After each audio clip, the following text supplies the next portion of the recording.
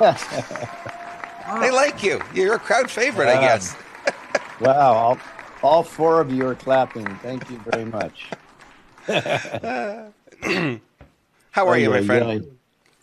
Awesome, actually, just busy. I guess I underestimated how long it takes to take images and videos and review them and tag them because wow, that's been a day and a half job. And I just got a notice from Eric right now. Hey, more coming. I'm like, oh, awesome. No more, please. We got enough. Right. So, so when he's finished with that, then I'll start putting the whole thing together. So the documentary, I'll have it out this week. I'm excited to get it out there because the reality of the story is just not being told, and I'm so happy with our guest that you are having on today because he'll really help tell that story for sure. Yeah, we had a long chat this morning, which is good. It's good. We don't get a chance to catch up all that much, but we've taken the opportunity the last couple of days to catch up because he does have a lot to tell.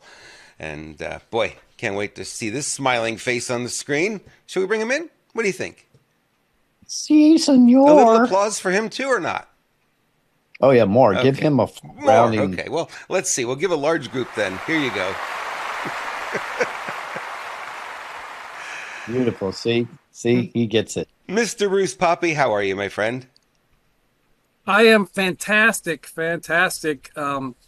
Excited to be home after the long jaunt that we had around the country with the Unity Tour, and then coming home and helping people in Madeira, in the beach, and Madeira Beach here locally from Helene, and then we just got back. I seems like a whirlwind. Yesterday morning, I got drove back home from North Carolina, and wow, just wow. People think you can't even imagine. Pictures don't do it justice. Yeah. Um, and it keeps staying in my mind the saying that Tony Robbins, I heard it from Tony Robbins. I don't know if he came up with it, but belief is a poor substitute for experience. And being there on the ground, seeing it, talking to the people, hearing the stories of the people who have been affected by this situation we're calling Helene, um, is mind blowing. And like just like Lewis said, the stories are not being told, and we know we are in information warfare. We're in a war of stories, war of narratives, and it's super important for us to share these stories out and people to understand. To have that belief because many people don't have the opportunity to experience it like Lewis and I did, Right. and Master Baggy. But yeah, it was very enlightening, inspiring as well. To seeing we the people coming together and what can actually be accomplished when we put some ego aside and we just do the work. They're doing some amazing stuff. And nobody has. That's what's wild. Nobody has any experience, and the people are just stepping up. And what's being accomplished on a large scale in Western North Carolina and Eastern Tennessee um, is inspiring. The one thing that comes up for me, Bruce, when you mention that is very interesting. You'll appreciate this motivational lesson. You don't know what you know until you're asked. You don't know what you can do until you have to do it, right? And brings out more of us in these kind of situations. And, my life is full of experiences like that where I was put in situations where I had no idea that I had that ability. And all of a sudden you're faced with, you got to do this. This is the next step. You got to do it. You got to do it. For me, speaking is one of those things. Never had any inclination at all growing up that I would be able to speak in front of more than one or two people. And here I am doing this on a regular basis. So, yeah, you don't know. And you're seeing that a lot in North Carolina. You're right. A lot of people are being asked to do things way and above anything that they've ever thought they'd be able to do. And they're doing it. They're doing it great. Hmm. Right? They're not being asked. They're just stepping up because nobody else is. Right? Nobody else is stepping up. I mean, the feckless, non-existent government that we allegedly have is not doing anything. They're more obstructors and obfuscators of truth than they are offering any assistance to the populations there that are affected. And just one quick example before we get going: there's a gal who's 40 years old, her job before all this happened, she was a realtor, and she's heading up a massive, she's coordinating a massive distribution center in, I believe it was Burnsville, North Carolina. Wow. And she's just knocking it down. I mean, it's just amazing the organization that they have and the things they're pulling together on an individual basis, collectively. It's like I said, it's inspiring to see we the people, stepping up and filling the void. And that's the way I think it should be, really. We shouldn't have to, even when these things happen, we shouldn't have to rely or wait on our government, our overlords, to come in and save us. No, we the people are the ones that have to step up, and that's what we're seeing happening there in the areas that we saw in North Carolina. We were taught to, always look up to authority. I mean, our whole school system, that's what it's about, right? We look up to authority to fix our problems. Oh, mom and dad, someone's beating me up at school. Dad comes down, I'll beat up that bully. Dad, he's 6. You know what I mean? It's like, you don't need that. And, we don't learn to fight our own battles. And you're right. I mean, this is a great example of looking back at the way America was before we had big government, right? Government, I think Lewis said it right. I think government, their job is really just to protect the borders of the country and, maybe manage a little bit of the economy. They don't really have much else. And if you look at the Constitution, there's only a handful of things they're supposed to handle. The rest of it is supposed to be done individually by the states, which is back to we the people. Want to comment on that, Lewis? Because I think this is your area of expertise. Yeah, well, the first thing is the authority is we the people.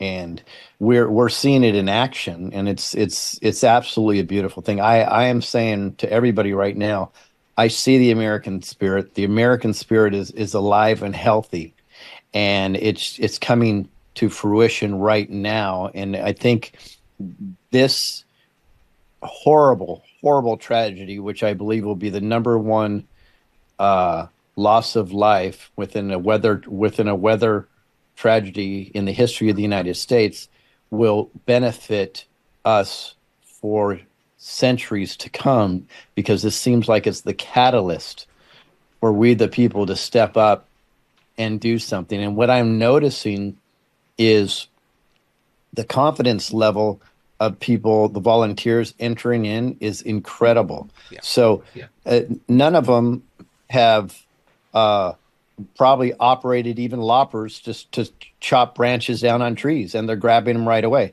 I'm sure none of them have sifted through rubble and looked for pieces of cadavers, and they jumped up and did that. I'm sure barely any of them were operated chainsaws, and even though they weren't all. Even though we had really good people operating chainsaws, people were willing to do that. There was heavy equipment operators. People were moving brush all over the place. If you couldn't, you were directing traffic. You were doing water.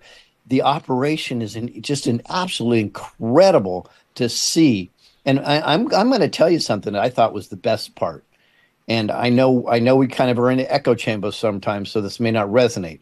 But the best part is, we had about 28 people on the ground the last day, Bruce. That sounds about right, I think, right around that number. Yep. The liberals, conservatives, and people that just don't give a shit were all working together on the same mission. And that is, we need to make a difference. We need to find these bodies and get these bodies back, get some DNA, and get them back to their families so the families can have closure. And all of us were very proud to work with each other, because there was a sense and an honor about this country and the communities. Back in the day, if somebody's house would burn down, the neighbors would all get together and rebuild it for them. That's where we're going back to. And it's a big middle finger to the deep state, big government. And I think it is an absolutely beautiful thing. The Amish do that right now, right? When a barn needs to be built, the whole freaking town comes together and they build a barn in a day or two, right? You see that, you see those videos a lot on, and that's what it is. It's like it takes a village. The Amish also produce raw food. The Amish rotate their crops. Mm-hmm. The Amish are not interested in electronics, and the Amish are ostracized by the deep state cabal. Correct.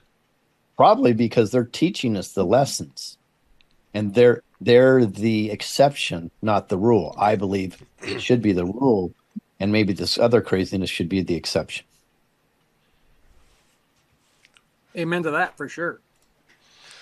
Tell us a little bit more, Bruce, about your experience there in North Carolina. We heard Lewis a lot yesterday about what he experienced, and I know you guys work together for the most part, but it's always different, right? You see something through a different set of eyes, you get a different perspective. No, I don't know if you mentioned yet. What's so fantastical about this whole event, and I don't know if you mentioned it yesterday, but the lead up to before Helene is very, very suspect. That typical about a month or 3 weeks before Helene hit, that area was nearly in a drought situation. But 3 weeks before Helene hit, were getting rain every single day in some form, fashion, or another. So by the time Helene showed up, I think, what was it, September 26th or something like that? The ground was already saturated. The rivers and streams and reservoirs were nearing flood stage because of all the rain that they had gotten over 3 weeks, and it's typically a dry period, this time of year. But then when the storm hit, I mean, it's 2 years. Corey said 2 years of rain right around or just over 30 inches of rain in 24 hours on already saturated land. So, I mean, that just shows you and then everything rushing down the mountains. You see the videos that we took and the pictures that we saw when we were in the helicopter was just mind-blowing, the amount of damage that was done.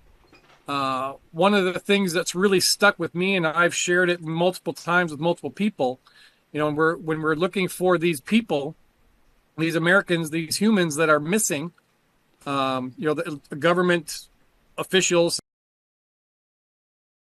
said, but there's well over 10,000 to maybe 15,000 people missing, and many of those will likely never be found, because just imagine, all this water when they released then releasing the dam was another thing, but this wall of water, imagine houses being swept off their foundations, moving down this river at a very rapid pace, all these massive trees being taken down and again moving with the houses and all the stuff that's coming out of the houses. And then you put the people in the mix. Just imagine putting a strawberry in a blender with some ice cubes. I mean, that's what is the dynamic, the visual that you can put, and what will happen to human bodies that in that type of situation. They're going to be minced up. I mean, we were 2.5 days or so. We were with the team that was the dog team, and we were getting all kinds of hits. And these are super special trained dogs. They're not hitting or that nasty smell.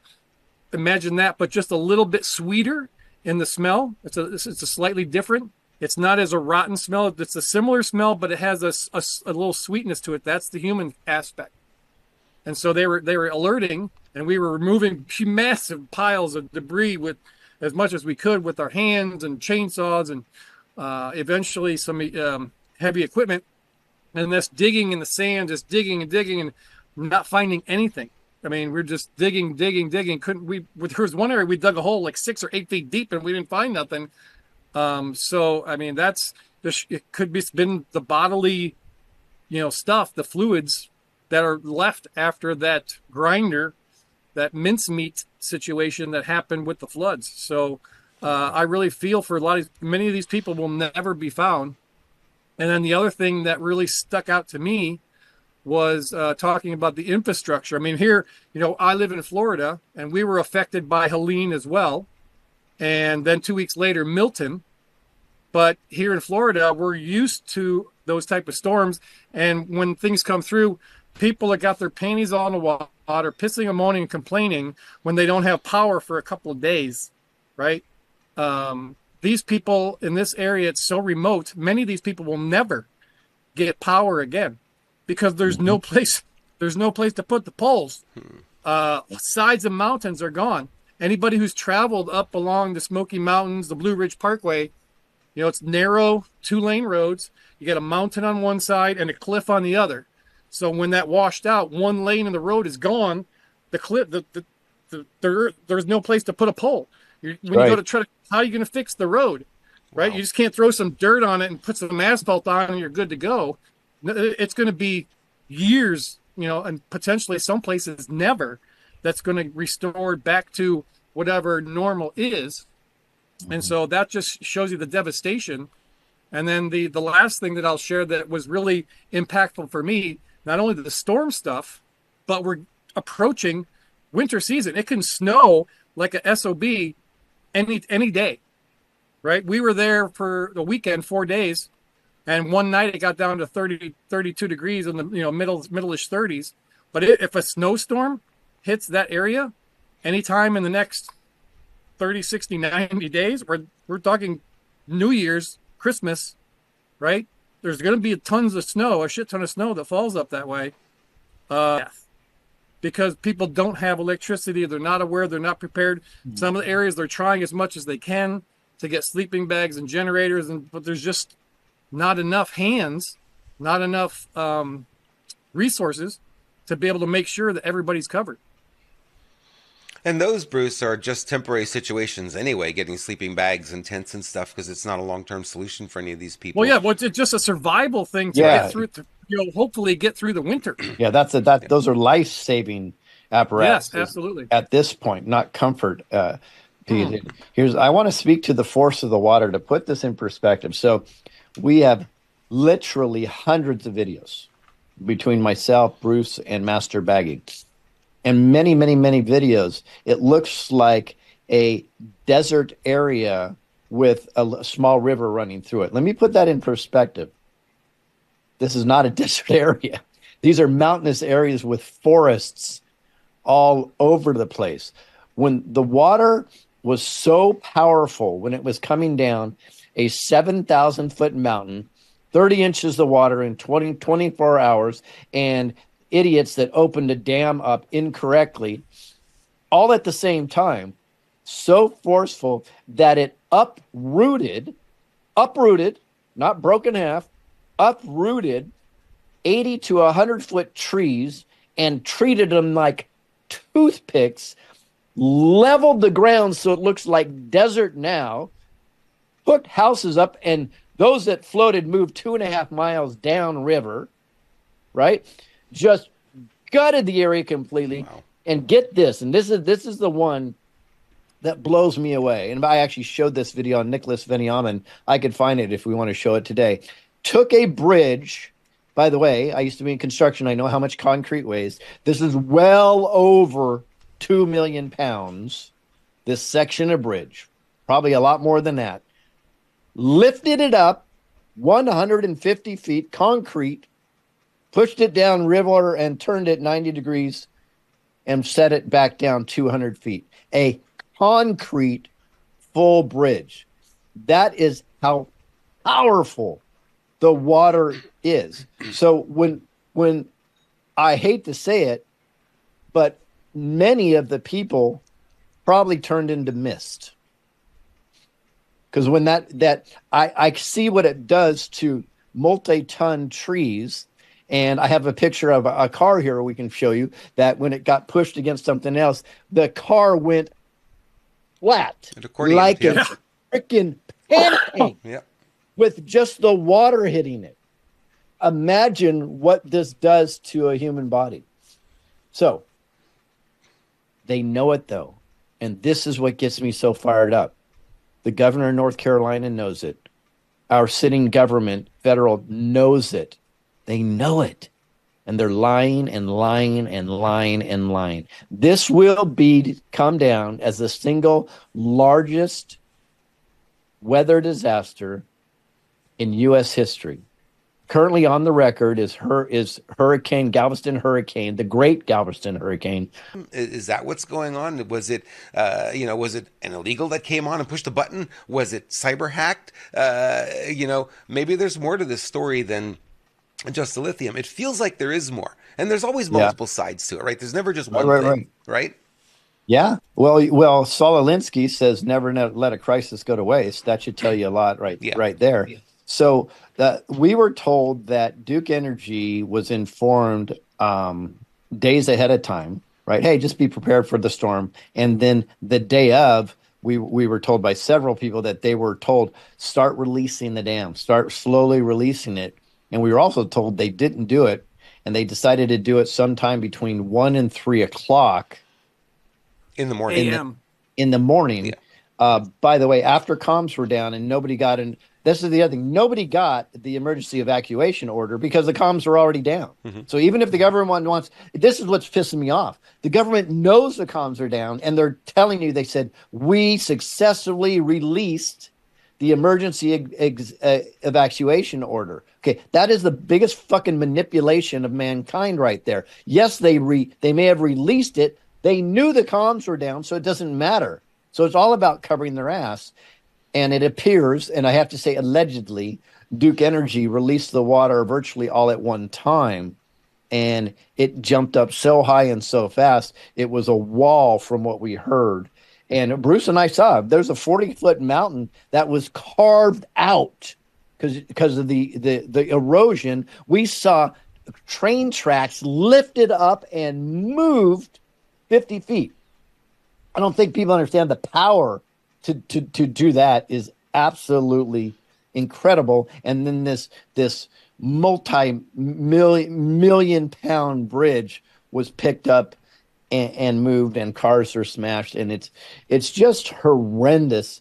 But the deep state cabal, which this is, and it's a lot more than just in DC, I'm telling you, they just don't care. But I believe now this is planned from the beginning. I absolutely believe planned from the beginning. Because think of it. Let's just go with there's the too many coincidences are mathematically impossible. Okay, so you had a storm that the trajectory was turned. That was interesting. You have a storm that happened to be named Hurricane Helene and hit on the exact landfall on the exact same time as Hurricane Helene in 1958. They were both rated number 4s. They were both rated the highest volume rainfall at the time. They were both considered the fastest moving hurricane. All of these things, and they both hit on the same date, 1958, named the same thing. Come on, this is all cabal action. And then it was all over the place. Bruce and I saw big, huge swaths of forest with trees just laying down flat. Right? So all of these things are just coincidence? No. I mean, I think it's about as nefarious as it gets. And you have the best question, Robert, and I hope we do find the answer, and that's why. Why would this happen? Yeah. Well, that's our work, right? Our work is to keep digging until we get to that point where we figure out what the heck's gone on here. We know there's weather warfare. We know that that's real. A lot of people still might deny it, but I think if you look at that list of patents, if you look at everything that's gone on there, it's like how can they deny it at this point? They can deny it because if they only, and this, I told Phoebe this, I said, let's not get upset with those people. Remember, we are a product of what we absorb, right? And if you're only absorbing CNN, MSNBC, CBS, ABC, NBC, all of that, you're not hearing anything about this. And what you're hearing is, if they're talking weather manipulation, those are quacks, right? Yeah. They're not hearing the rest of it, nor are they doing the work that Bruce and I would do, you would do, to go in and find out what the hell the real story is. And if you don't do that, you're going to be lost in the narrative, and that's the challenge. I'm about ready to explode because I was there 6 months ago. Now it's like slap them in the back of the gosh darn head. They just need to get whacked around a little bit. It's like you don't believe what? What? Wake up! I've lived in Florida for nearly 40 years and lived through all kinds of storms and hurricanes. And I have never seen anything like this Helene situation. When it comes in a landfall in Florida, by the time it gets to Georgia, it's just a nasty storm. You get some wind and rain. But this was like nearly hurricane strength. Not did it go through Florida, it went through Georgia, South Carolina, and then it gets to North Carolina, Eastern Tennessee, and it's still nearly hurricane strength, over 100-mile-an-hour winds. Some of the mountains, when we were in the helicopter, the south side, because that's where it was coming from. The south side of the mountain, all the trees were stripped bare of their leaves, just a bunch of sticks. And just on the other side of the ridge, beautiful, lush. All the leaves were still there, autumn colors. It was a beautiful thing, but it just shows you the. And you had asked, why? There's multiple things that could come to mind. Somebody we were talking to had mentioned that the mayor of Asheville, which Asheville is a super crazy Democratic World Economic Forum type of setup there, the mayor and their political structure, once has pledged to make Asheville a smart city by 2030. So, to make smart city, you kind of have to retool, rebuild, do things in a certain way. Destroy it with the storm, and then you can come in and take over and do whatever land grab you need to do, and then you can rebuild it into your utopian, socialistic, Marxist, communist, Luciferian smart city. Well, that's the political angle, right? If you look at the political angle of this is interesting because everybody will say, oh, it's political. They just went after that area because it was a bunch of Trump supporters. Well, it wasn't, right? No. In the same way, Lahaina wasn't either. If you look at what happened over in Maui, there's not a bunch of Trump supporters there. That is as deep blue as it gets. And you got to look at it and say, this doesn't have anything to do with the election. And I know a lot of people want to make it about that, but if it were, they'd be going after the Trump supporters. You could say that, okay, they went into Florida with Milton, they went and did that. Okay, great. Is it that or is it not that? I don't think it is. I think there's more to it than that. You're queuing something up for us, Lewis? Yeah, we just, Lisa just let me know that hurricanehelene.com is up, so we could show it real quick. Go ahead. So you guys could check back here, but obviously we'll also announce when the documentary comes up. But we just posted this for now. It says, in the coming days, we'll release a short film, Hurricane Hell. This will be the first drop in a series that will expose the lies, cover up, and reveal the real heroes in what will be known as the single largest disaster in American history. Subscribe to our newsletter, blah, blah, blah, support our mission to donate. Now, what's interesting about that statement right there, in the coming days, we will release a short film, Hurricane Hell. This will be the first drop in a series that will expose the lies, cover up, and reveal the real heroes in what will be known as the single largest disaster in American history. Why is that message important? It must resonate because I posted that on my shadow-bound account on X, and it is going viral. So I think people want to know the truth right now. Oh yeah, they really do. And something like this happens, and we're not able to rely on our authorities to give us the truth. The authorities, if anything, seem to be more obstructionist than they are helpful, and we're happy to push them out of the way. And I saw a video last night. They said, we brought in some heavy equipment, and we were able to get this pushed through the roadblocks. Why would there be roadblocks? Yeah, why would there? Why would they put barriers up right in the middle in Tampa while boaters were saving people off of an island? Why would FEMA do that? Literally, while they were getting in their unloading their boats off their trailers and going across the island, and they put barriers up to stop that. Interesting, isn't it? Well, same thing happened in Maui, right? You had all these private boaters coming in, bringing in the goods, bringing in the supplies, bringing in everything, and FEMA grabbed it all and shut that whole thing down. It was like, man, this was crazy. It's like these people were in dire need after these dew attacks on there. It's not a wildfire. I know they keep calling it that, but that ain't what it was, folks. Yeah, and this is I call this an unnatural disaster, Hurricane Helene. Right. Because there's nothing natural about it. What I am noticing, so we've been saying here, this is war. Yeah, we are in war. I hope people start to realize this is exactly what it is. Here's proof of it. If you understand a battle map and the way opposing forces set up, they go where they can get their strongholds first, right? FEMA went several places quickly in North Carolina and Florida and Tennessee, and they pretty much got their asses kicked out of there. And what I mean by that is people stood up and they moved on. So then they go to places that actually accepted them. So there are some strongholds inside North Carolina right now with FEMA. Now they just happen to be in areas that nothing's going on, by the way.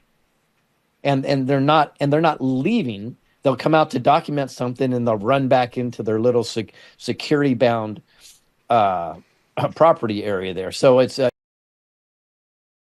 very much like war, but right now you can tell FEMA they're feckless, and Yeah. they're not garnering any authority. Even I'm listening and watching. So we spoke to a bunch of liberals there because some of them were helping us. They're defending FEMA, but not listening to them and taking direction from them. That's a big deal because even a year ago, I think they would have taken direction from them. Mm-hmm. Now they're not even taking direction from them, but they are defending them. Well, they do their best and, they try and blah, blah, blah, blah, blah. Telling me while I have Screw Big Gov right here pretty much tattooed on my arm. So it's, damn, that's the next tattoo I need to get. Thank you very much. Yeah. Thank you. Lewis has got an idea.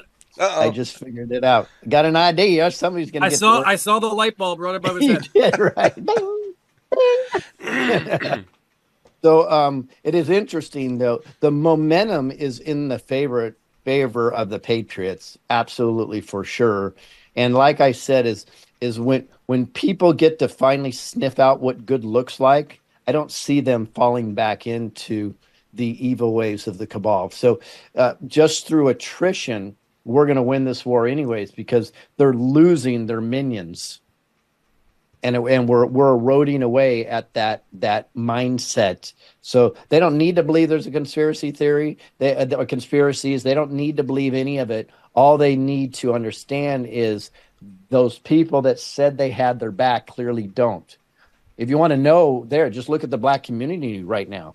I think at least 50% of them are saying they're pro-Trump, and the other ones are like still following along because they've been lied to and used for so many years. Their strongholds are eroding away. Now, if we're seeing it, imagine what they've been seeing for the last probably 15, 20 years. I think this is why they've accelerated all their agendas because they know they're losing. And this is why it's so messy right now. But we've got this. They've accelerated their agendas because she was supposed to win in 2016 and she did not win. I feel they accelerated it before that, Robert. I think they felt it was slipping away for a while, and their number one tool actually became the number one weapon against them, and that's where we are right now, is on the internet. Right. Yeah, the internet has really become a double-edged sword in their view, because we've got we've got these alternative media sources which we didn't have. I mean, you go back just a few years, these didn't exist. If you remember, when I was going to school, you needed a license to be on radio. You needed a license to appear on television, right? You needed a broadcast license to be able to do it. And, right. And then, had ham radio, you still needed a license for that. CB radio was probably, you still needed a license for CB radio, didn't you? You did have I remember a license. I remember it being on our device. There was a license on there. But it wasn't really until the internet came along, and I always saw this as being a multimedia medium very early on, back in '84 when I first started to get online. I said, this is going to change everything. I said, all the phone service, all the video, all the television, everything's going to go through it, and it's going to give us finally that voice that we always wanted. And that you could see them really, really trying, the Black Hats really trying to get control over the communication channels. I mean, they took over most of it, but we have Rumble, and thank God Elon took over X. Is it perfect? No, but man, it would not have been anything. It was a dumpster fire before he took it over. I had 20,000 followers. I never went on it. Never posted anything. Until he bought it. Now I'm on it every single day. So we have that. We have Rumble. Yeah, can you imagine what X would be like if Jack Dorsey was still in charge? It wouldn't be anything like it is today. Wow. Yeah. I mean, that just shows you that one thing, how impactful that one thing was. Hey, Bruce, it only took $44 billion to make that impact. You can do a lot with money, right? Yeah, it's a little bit above my pay grade. Just saying. I hear you. But Lewis was talking about the liberals, how they're kind of becoming awake. Right. I mean, that's because they are experiencing what they're experiencing, and they're not seeing that reported on the news stuff that they have trusted their entire lives. So they're like, they're starting to question, right? They're looking at what's going on. This is what I'm seeing, and this is what they're telling us. Just like Lewis, imagine how our perception of January 6th would be if we had not been there, right? Would we buy into some of the narrative? Until you experience it, right? So now I know, because I was there, the story, because we're in this war of stories, the story that the media and the Luciferians are talking about January 6th doesn't match up with what I saw when I was there. So the same thing with these liberals in these areas that are affected. They're saying, hey, I'm experiencing this, and my entire community of 600 people is like gone. So how come their news isn't talking about this? So they're starting, that's the beginning process of breaking through the MK Ultra brainwashing programming for them to start looking and questioning, because that's the first step into being red pilled or being awakened, if you will, having the scales come off, is to start questioning, some of this stuff are institutions that we've been told to trust our entire lives. Yep. I have a gal that I chat with in China from time to time. She's one of our suppliers there. And I ask her about the media, the news and everything. And she goes, the news doesn't match reality, right? So it's irrelevant to everyday life. And she says most people, not all, most realize it's all propaganda. And you're at a point there, though, when it's gone that far and it's been that long, that those people don't really have much in the way of control over it. We still have a fighting chance here. We still have some platforms where we can get the word out. We still have some platforms where we can reach the other side. And I think it's the hardest thing to tell people who are on the right, to say, hey, we've got this, we've got to go over, we've got to reach across that divide, and we've got to go to get those people on the left and say, hey, it's not as bad, we can make this work, and we're not evil. I know you've been told we're evil, we're not. We can have those conversations. They're hard to have those conversations, I get it, but I had a few this weekend at the event I was at. It's possible to do it, and we're not going to win until we can get there, until humanity's able to stop with the division and bridge those gaps. I'm not going to say they're going to come over and support Trump, but you know what a lot of them did say? I'm not Democrat, I'm independent. Hey, that's a good step. That's enough. I don't need you to be a Republican. I don't need you to be a Trump supporter. I need you to be awake, look at what you see out there, listen to what you have on the media, and realize they don't match. What's up? Believe your eyes or believe the guy on NBC? Yep. What's interesting also is myself and you guys probably, and most podcasters, influencers, we get upset with the Facebooks and the Instagrams and the YouTubes and the TikToks, because we get banned, we get shadow banned, we get our videos pulled down, and so on and so forth. But that's actually a good thing in the long run. And here's why: because if they wanted to, they could flat out just delete everybody. And if they did that, that would be the quickest awakening for everybody. Still get our voice out there, a little bit here, a little bit there, some videos get out, and then the difference is it's a longer war the way they're playing it. It really would benefit if they just wholesale deleted all voices at one time. YouTube played that game one time and it backfired on them. Right. So if they wholesale did that, it would benefit us strongly, because there we go. Well, why are they doing that? Right. So they have to work harder, constantly work and manipulate the algorithms and try to get an AI to do the work for me and do this, and then target certain people. Don't target other people. Let some voices go. Let some voices not. Can you imagine how their effort is massive and takes billions of dollars to try to manipulate and squash our voice in a way that still benefits them. And they're losing that battle too. So I think it's a great thing what's going on. So that's why I not get too upset, because they're shooting, so it is what it is. But the good thing is we're winning, and people are starting to figure it out.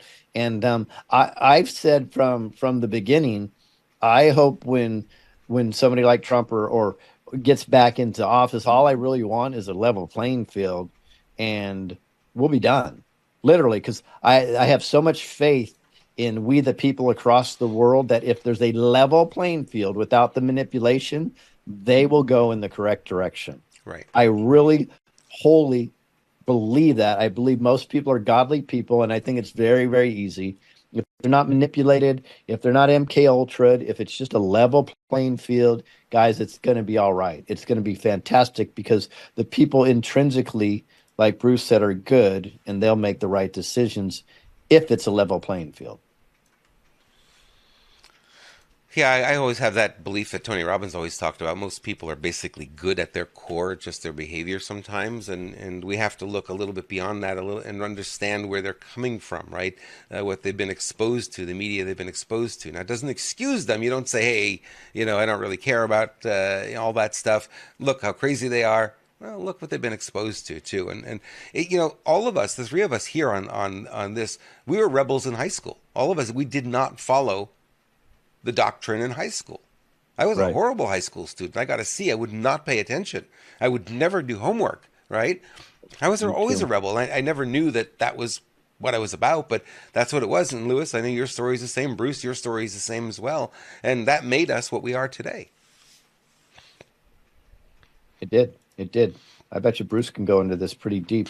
Yeah, he can. It was so easy for me, school. I was bored. So I had to entertain myself.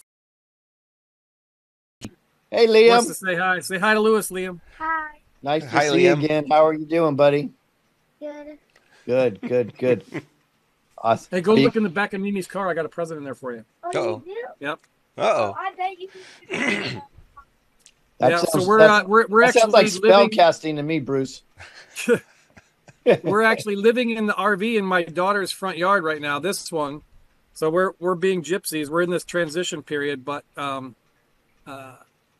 still going on this trip for me was a leveling up for myself personally, as just individually, just because I see stuff clearer now. My intuition is better. My perception of what is going on, and then it sounds weird, but I don't want to say I don't care, but my lack of interest in what any outcome of any public event, anything is, I have zero interest. I'm moving forward with what I know the best thing that I can do. And as far as I'm concerned, our government doesn't exist. There's nothing there for me. So I don't give it any energy. So if I were to ask you about, the election, ask you about anything that's going on there, you wouldn't have any comment today? Well, I have opinions. Okay. I have viewpoints, unpopular as they might be. How I see things and how things are. I feel things are going to go. That's just my own personal opinion. I don't have any proof or anything like that. And my viewpoints on the next 30, 60, 90 days are probably not as popular as many people. They are unpopular because I just don't see it ending well any way it goes. And it's not being fear pointing negative. It's just understanding and having a preparation, trying just to not get caught up in any emotion, so that if our hopes are dashed, that I don't fall, right? Because I don't have an expectation of any particular outcome. That's kind of the difference between happiness, being happy and being joyful. Happy kind of has some connotation or has something to do with some of your external circumstances. If you're joyful, it doesn't matter what's going on around you, right? So a lot of people are chasing happiness, and that's sometimes based on what they see and how their external circumstances are affecting their own personal lives. They don't want to get all mindset on you, but that's just the reality of the situation. All right. So I've been looking at the news. I think tomorrow's show, we're going to put a focus on the election. I think that's probably going to be where we need to go for this, unless Lewis has got the documentary ready, and then we'll focus there. But I think, and I want to say that, people asking, where are the photos? Where are the videos? Well, Lewis, like he said, he's been up all night categorizing them and cataloging them. And there's a lot of editing to do, and that takes time. So that all those videos that they took and everything that's available will be available in that documentary, and they'll be putting up smaller clips as well. So tomorrow I'd like to focus on the election, because the lawsuits are already flying. There's things going on. Yeah. They've now the overseas stuff, right? There's that was, the Uniformed and Foreign Citizens Voting Act, or however, the UVCOA, whatever they call it. Mm-hmm. the deep state Luciferians are putting a ton of effort, ton of energy into that situation. And the way it's set up, you don't have to verify any verification of Anything. citizenship Yep. or residency. Yep. So I mean, so they're even the famous, the most infamous of Trump supporters, Brad Raffensperger in Georgia, big Trump guy, even said He's being sarcastic, folks. He's being sarcastic. Don't send the emails. He's being sarcastic. I'm being facetious. But yeah, no, he said up to 5 days after the day of the election, we're going to accept these votes from overseas. So they know what their numbers are kind of going to be and how many people they need. I mean, this is, that thing has, that overseas vote has been a situation, but now it seems more public, and that they are pouring tons of multiple millions of dollars in harvesting votes overseas. So I mean, that's another thing. So Bruce, they said there are 2.7 million eligible. Have already said they're expecting 9 million votes. There was a video that came out yesterday where a woman went onto that system. It asked for nothing. She put in a fake name. She put in an address or home address of a homeless encampment here in the United States. She went through the whole thing. The ballot shows up. She voted. It gave her an official ballot at the end of it, and it was done. There was nothing more that it asked. It didn't ask for a signature. Social Security asked for nothing. And she said, well, what would it stop if there were a bunch of people set up in like in the old days, like a phone room, right? But a room full of people with computers, and they're all given that link, and they're all told exactly how to vote, and they just keep voting and voting and voting. If there are only 2.7 million people eligible overseas, and all of a sudden they get 9 million or more votes in, and this is why oh, I'm sorry, in Georgia, we won't be able to give you a total for 2 weeks, because they have to find out how many more ballots they need to swing it, right?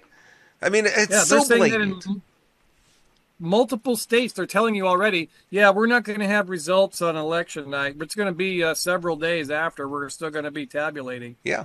And you mentioned lawsuits. There's a lawsuit right now in Michigan against Jocelyn Benson, that the witch up there, part of that Whitmer coven.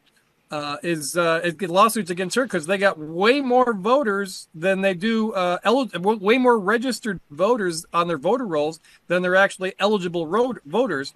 So there's already lawsuits going against that, and that's just one place. Refresh my memory. Was it 1 million more, or was it 500,000? I heard there were 500,000 additional voters on the roll than eligible voters. It was a big number. Yeah. I mean, I think didn't allegedly Trump lost Michigan by what? It was like less than 20,000. Base was. I said, if I lost everything, as long as I have my customers, I could reach them, I'll be okay.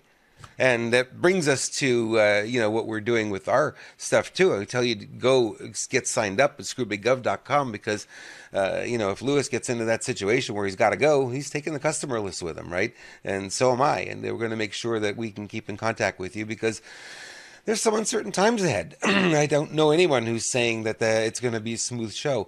So screwbiggov.com, get on the mailing list there. If you want to do it for me as well, go to renegademedia.tv. Renegademedia.com is not mine. I didn't want to pay the price. Renegademedia.tv, and you can sign up there, and then we can keep in touch no matter what happens. All right, fellas, what are our final thoughts for today? I'll let Bruce roll first. He's muted. He looks good, though. Yes, it's perfect. I would encourage people to, because one of the things that I learned, we try to prep and prepare for different things that might happen. But one of the things I have not personally done that I plan on doing here very, very quickly is obtaining a couple of handheld ham radios. You can get a 2-pair. I was talking to a gentleman up there, because after all the comms went out, like Lewis had mentioned, but there was no cell phone service, no internet already. So if you have a ham radio, that will still be up, and you don't have to have a license to have one of the smaller handhelds, and they're relatively easy. I found a gentleman, I can't remember his name off the top of my head. It was just popped up on my feed on X, but he's doing like Zoom things to showing people how to use these small handhelds. So I would encourage to be able to have that plan for your family situation. If you have need to have comms. So that's one thing that I'm doing. But at the same time, we need to know more of our neighbors. We need to get involved locally. The way that society has, conditioned us. We don't really know our neighbors. We don't have these relationships. There isn't, block parties, things like that. So I would encourage people to start this process and getting to know people, start building our own communities. For if hopefully not, when and if something bad happens in our local area, that we can have some people to lean on and help and trust, and not have to be waiting for somebody to come save us. We and I don't know how, I've mentioned before how many people that we talked to up there.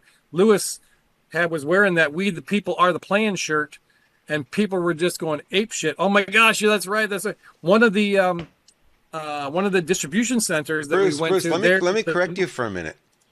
Do you know why they were going ape shit? They just wanted to see Lewis without a shirt on. I mean, that's the reality of it. Yeah, that's the scary thing. But as I was one of the distribution centers, the gentleman that was heading up that one, they have a thing that they've started. It's "We the People" mission. They didn't know anything about us. They didn't have any. There was no setup. When they say all that, yeah, that's what we're doing. "We the People" mission is what they were calling their operation in that particular area. So, just keep spreading. When this stuff comes out, when these shorter, when you see clips that do make it through on TikTok or X, or, who knows if they're still on YouTube and Facebook, continue push those out and talk to people and ask them questions. Hey, did you see about this storm? What's going on in North Carolina? What do you think about that? Asking questions and getting people to tell them. Don't just say, yeah, it's weather did you see that weather manipulated storm up there? It's just like leading with adrenochrome when you're trying to red pill people. That's not something you want to do. No. But if you get people to start asking questions and have you seen any of the media coverage of the devastation that's happened in Nashville? No, there isn't any. Well, maybe you should look into it. So that's what we're doing here. We're rallying the troops, staying positive, being prepared, and doing what we can to serve our fellow man, be the best human we can be. Perfect. Lewis, final thoughts for today. Yeah, well, it's for an example with ham radios. In order to operate the larger size ham radios, you're supposed to have a license. Well, let me ask you a question. The people asking for the license, why are they asking to have it licensed? Maybe they want to know where you are in case of an emergency. Well, if it was in a benevolent entity, if our government was benevolent and doing their jobs, maybe it would be great to give them that information. I would just say consider things before you just act as government is telling you at the time. They're not our friends. And in addition to that, I think if anybody thinks this is over in North Carolina, they better think twice. President Trump flew in there yesterday, standing on the exact same place where Bruce and I stood the day after we were there. And today, I believe he's holding a rally in North Carolina. He's bringing attention to North Carolina on purpose. This is the largest weather disaster in the history of the United States. And there are certain things that can be rebuilt, like walking bridges. We need I-beams for that. So the funding needs to come through. If you guys can all help, you can help with prayers. If you want to know little items that they still need, they need sleeping bags. They need little heaters because these are below freezing areas that people don't want to leave their homes and they're elderly. So go to unitytour.us to see if you can help. Unitytour.us, and there's multiple ways that you can help. If you don't have the funds, don't stretch yourself. Just sit down, pray, manifest for a better outcome, and just know one thing. Bruce and I saw it with our own eyes, and Master Baggy did. The American spirit is alive and well. And if this is a microcosm of what's going on in the nation, we've got this. There's no way that this deep state cabal has this anymore. Right. Instead of, make sure you the heaters, propane type heaters, or some type of kerosene heaters, not electric ones, because electric ones won't fucking work. There's no power most places. Yeah, little buddy heaters. It says that on the website too. Wow, there's so much to digest, and thank you guys for stepping up. And I know in the chat room, guys, give Bruce and Lewis a little applause or a little emoji in the chat room. Let them know you appreciate them for the work that they do. I know they don't ever ask for that, but I'm asking on their behalf because they stepped up in a big way here to get the real story out, and it needs to be told. And we're still trying to tell the story of 9/11, and there's still people who believe the government narrative. I mean, here we are 24 years later. We don't want that to happen here. We want to make sure that we get as much information out there so the government narrative cannot stand believing something that they can't change their mind anymore. There's something that does impact them that way. Naomi Wolf was talking also about personality changes that are also permanent. So there's some other nefarious stuff going on. But for those who can be saved, those who can change their mind and have that ability to do so, we got to talk to them. We got to bring them along because they're going to be shocked. Bruce and I had a chat earlier today, and he says, I want to be a life coach. I want to be helping people with that. And I said, Bruce, we're going to be needed more than you can ever imagine on the other side of this. Oh, yeah. And I have, by the time January, February comes next year, after, it's a little bit, the feeling is going to be a little bit like, okay, the hurricane has just passed and now the sun comes out again, which always happens. And you look around and you say, wow, now we're got to assess the damage and figure out a plan forward. There's going to be a lot of people literally in shock and fear, not knowing what to do because the authority and the systems, the indoctrination that they've been through, they've believed it their entire life. You think of a medical doctor as an example, right? They're smart, they're intelligent, they're brilliant people. They went through, they read those books, they did all the work, they checked all the boxes, they passed all the exams, and they're feeling good about their education. Then you come along and tell them, your whole education, the whole thing was a lie. You're a legal drug pusher. How are they going to respond to that? Some are going to be suicidal, honestly, right? So we're going to have to be there for them. Bruce and I and Lewis, we're going to have a lot of work cut out for us. And I tell that to my coaching friends all the time. They're struggling right now to get enough coaching business to keep the thing going. I said, don't worry about it. Don't worry about it. We're on the leading edge. They're going to come to us. And we've got to be there for them. And that's got to be our commitment. Because we're about to go into the rough side right now. We're in training, literally. Yeah, exactly we're in right. training right now to be able to handle and help these people.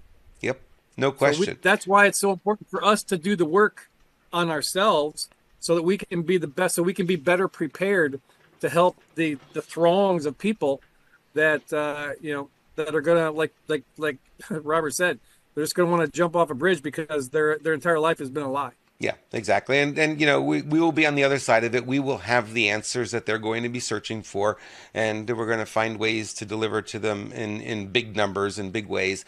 What we're doing here is good for the moment, but I guarantee you by the time we're through this storm, it is going to look very different on the other side. And, we need to be ready for that. So I always say to people, stay strong, but stay flexible. If you stay strong and brittle, you will crack, and you don't want that. So stay strong, but stay flexible. We'll get through it. We're all together. All of us are on the same team here.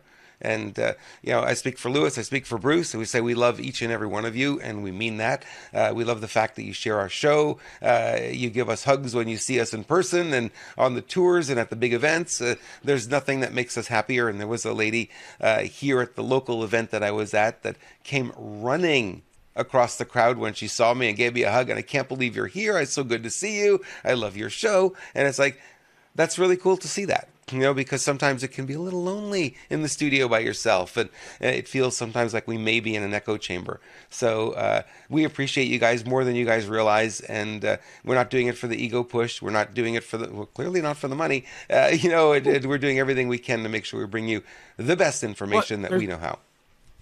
There's money in this stuff? People making money? People making money. Yes, when we talk about Awful things Patriots? talk about things like this, his little thumper took this the other day, 15-year-old cat. Screwbiggov.com/pets if you want to get the food. But he keeps me going. He wakes me up every day. He says, "Hey, get up." So I think that if I can summarize Robert's message for everybody, be a gymnast. Be strong and flexible. Mm-hmm. There you go. Riley Gaines. All right. Anything else before we wrap? This has been a lot of fun. I appreciate both of you very much. You guys are like brothers to me, as you know, and I'm looking forward to what comes up next. I know we'll have a big show tomorrow as well, and we'll invite you for that. And Lewis will keep us updated on the documentaries, and when the clips start dropping, I think we're going to see some dynamite happen there, and I can't wait for that. Yep. And remember, next week, we had a bunch of 25-year-olds on the tour that will blow your mind at how, I mean, I won't speak for Bruce, but they're way over my head when it comes to intelligence and articulating their message. I only know one of them. I only know one of them that we met up in North Carolina. If you work that guy out, He's but, one. Yeah, my mind is blown. I was like, "What? Holy cow!" And how old are you? He's wisdom and intelligence and information that's in his being, because the way that he that's the only way you can articulate stuff like that is if it's, out of the abundance of the heart the mouth speaks. That's in it. That's part of him. So yeah, you guys are going to want to watch that stuff for sure. Awesome. And it must be a God thing, because in all the tours we've done, I think there's maybe 2 or 3 people that were under the age of 25 that has ever approached us. I know 2 of them were in Tampa last year, and this time there was a 17-year-old, an 18-year-old, a 19-year-old, 3 25-year-olds, two 23-year-olds, another 25-year-old. Boom, boom, boom, boom, boom, and it was going on and on and on and on. And they are so talented, so intelligent, absorb so much information, and are so clued into what's going on, and they take no BS. Guys, the world is bright. I just need to get on the phone and book them all for next week, because it'll be an epic series next week. Epic it will be. All right. Thank you all. We love all of you. We'll see you all.